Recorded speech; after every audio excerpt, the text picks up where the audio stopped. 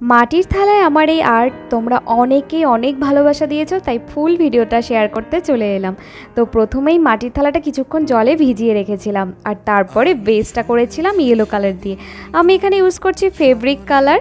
আর প্রথমবার যেহেতু করছি, এক্সাইটেড ছিলাম, যেমন টেনশনও ছিলাম প্রচুর। প্রথমে তো ভেবেছিলাম কলকাই করব, তারপর সাহস হয়নি বলে আর্ট করতেই শুরু করলাম। সেই আর্টও কতটা যে হবে সেটাই নিয়ে ভয় ছিল। প্রথমে পিঙ্ক করি, আর পিঙ্কের মাঝে দেখলাম খুবই ফাঁকা ফাঁকা লাগছে, তাই হোয়াইট ফেব্রিকও ইউজ করি।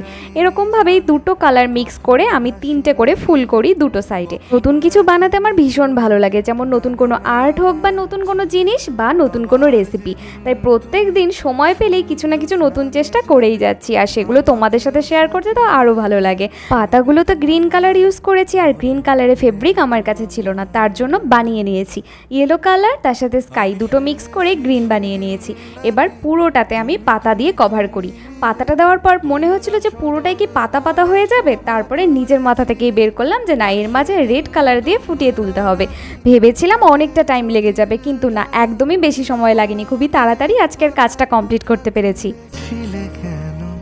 শুধু ছুটে ছুটে চলা, একই একই কথা বলা, নিজের জন্য বাঁচা নিজেকে নিয়ে।